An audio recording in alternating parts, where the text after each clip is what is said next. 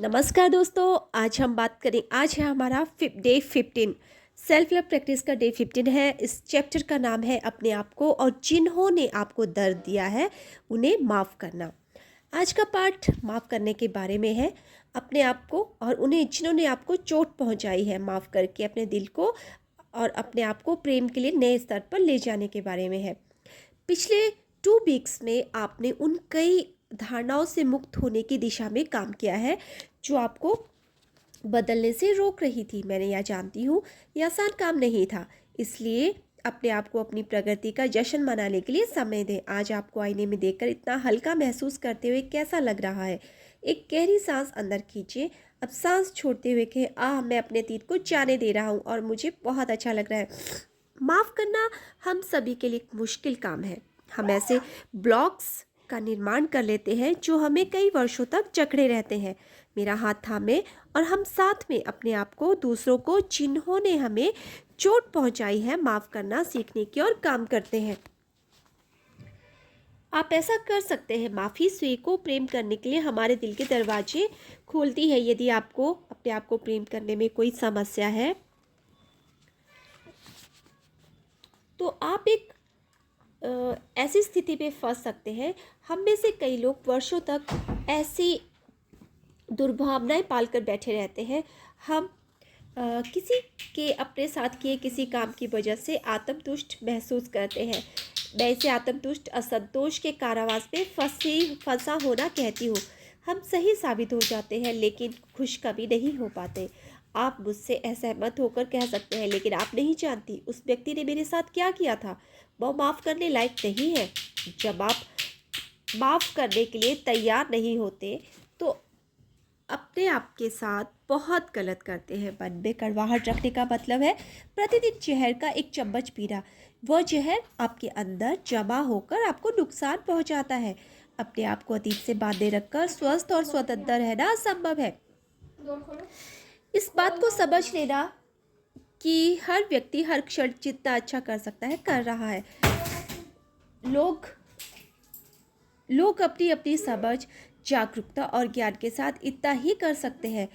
जो लोग दूसरों के साथ दुर्व्यवहार करते हैं उनके साथ बचपन में दुर्व्यवहार हुआ होगा। जितना अधिक उनके साथ हुई हिंसा का स्तर होगा उतना ही अधिक उनके अंदर का दर्द होगा, उतना ही अधिक वे दूसरों को पर निकाल सकते हैं। इसका अर्थ यह नहीं कि उनका बर्ताव स्वीकार्य या क्षम्य है। हालांकि आपके अपने आध्यात्मिक विकास के लिए आपको उनके दर्द का एहसास होना चाहिए। जिस घटना को आपके अपने अंदर दबा कर रखा है वह बीत चुकी है, शायद बहुत पहले। उसे जाने दे, अपने आप को उससे मुक्त होने दे। अपने बनाए इस व्यक्तित्व कारावास से बाहर आए और जीवन की धूप में कदर रखें। यही स्थिति जारी रहती है तो स्वयं से पूछे कि आप स्वयं को इतना कम क्यों समझते हैं। अभी तक उस बात को बर्दाश्त कर रहे हैं। आप ऐसी स्थिति में क्यों रहते हैं?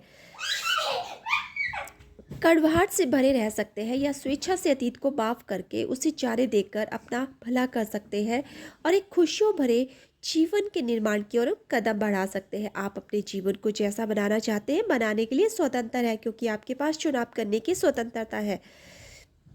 आपके आत्म स्थान को, सम्मान को उस स्तर तक बढ़ाने में आपकी मदद करना कि अपने जीवन में सिर्फ प्रेम भरे अनुभवों को प्रवेश करने दें। कृपया हिसाब बराबर करने की कोशिश में अपना समय बर्बाद ना करें। कृपया हिसाब बराबर करने की कोशिश में अपना समय बर्बाद ना करें। उससे कोई काम नहीं बनेगा। जो आप दूसरों को देते हैं वह हमेशा आपके पास लौट कर आता है। इसलिए अतीत को छोड़ दें और अपने आप को प्रेम करने पर काम करें। फिर आपको एक शानदार भविष्य मिल सकता है। मैंने एक बहुत महत्वपूर्ण पाठ सीखा है। जब आप लोगों को माफ़ करने का काम करते हैं तो उनके पास जाकर यह कहना आवश्यक नहीं कि आपने उन्हें माफ़ कर दिया है। कभी कभी ऐसा करने का आपका मन हो सकता है, लेकिन आपको ऐसा करने की आवश्यकता नहीं है। माफ़ी में सबसे बड़ा काम आपके दिल में और आपके आईने के सामने किया जाता है। याद रखें, माफ़ी शायद ही कभी दूसरों के लिए होती है, वह आपके लिए ही होती है।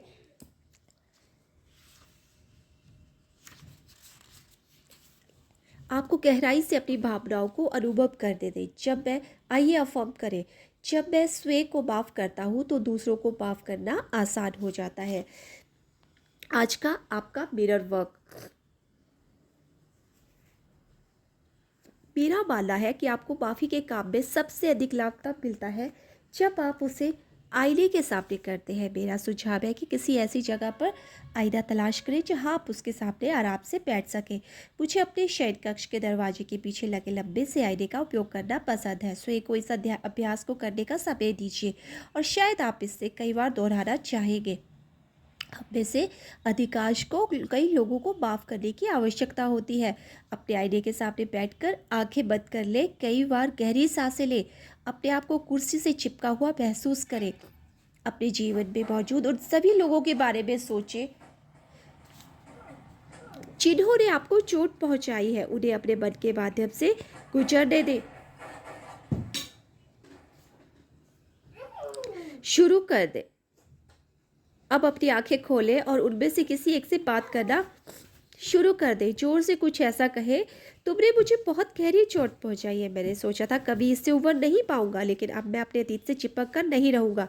मैं तुम्हें माफ़ करने के लिए तैयार हूँ। यदि अभी आप ऐसा नहीं कर सकते तो सिर्फ अफर्म करें, मैं तैयार हूँ। माफ़ी की ओर बढ़ने के लिए आपकी इच्छा ही काफ़ी है। एक गहरी सांस लें और फिर उस व्यक्ति से कहें, मैं तुम्हें माफ़ करता हूँ, मैं तुम्हें मुक्त करता हूँ। एक बार फिर गहरी सांस लेकर कहें, तुम आज़ाद हो, मैं आज़ाद हूँ। ध्यान दें कि आपको कैसा महसूस हो रहा है। आप प्रतिरोध महसूस कर रहे हैं या राहत महसूस कर रहे हैं।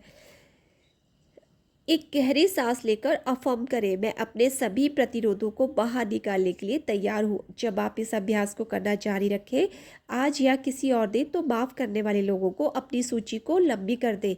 याद रखें, आप माफ़ी कोई घटना नहीं है, यह एक प्रक्रिया है। आपको किसी व्यक्ति को माफ़ करने में अधिक समय लग सकता है। हर बार आपको माफ़ी की प्रक्रिया में और गहराई से जाना पड़ सकता है। यह वह दिन है जब आप कई लोगों को माफ़ कर पाएंगे, या वह दिन हो सकता है जब आप सिर्फ एक व्यक्ति को माफ़ कर पाएंगे। इससे कोई फर्क नहीं पड़ता। आप इस अभ्यास को चाहे जिस तरीके से करें वो आपके लिए सही होगा। यह ब्रह्मांड और माफ़ी आपकी उपस्थिति देख रहे हैं। कभी कभी माफ़ी प्याज के छिलके उतारने जैसी होती है। यदि परतें बहुत सारी हो तो प्याज को 1-2 दिन के लिए अलग रख दें। आप बाद में वापस आकर एक परत और निकाल सकते हैं। इस अभ्यास को करने के लिए तैयार होने के लिए भी अपनी सराहना करें। आप स्वस्थ हो रहे हैं। कोई हल्का सा म्यूज़िक लगा लें, कुछ ऐसा जिससे आपको शांति और आराम महसूस हो। आप अपनी डायरी की और पेन हाथ में लें और अपने मन को भटकने दें। अतीत पे जाएं और उन सब चीज़ों के बारे में सोचें जिन पर आप अपने आप से नाराज हैं। उन्हें लिख लें। आपको पता चल सकता है कि आपने पहली कक्षा में कितना लंबे समय है उस बोझ को ढोते रहने के लिए। अब इस सूची को ले, हर बात के लिए सकारात्मक अफर्मेशन लिखें। यदि आपने लिखा था, मैं अपने आप को कभी माफ़ नहीं करूँगा, तो आपका अफर्मेशन हो सकता है, यह एक नया पल है, मैं जाने देने के लिए स्वतंत्र हूँ। याद रखें कि कभी कभी अपने आप को माफ़ करने से दूसरों को माफ़ करना ज़्यादा आसान होता है। अक्सर हम अपने आप में पूर्णता की अपेक्षा करते हैं और दूसरों से अधिक स्वयं के प्रति सख्त होते हैं।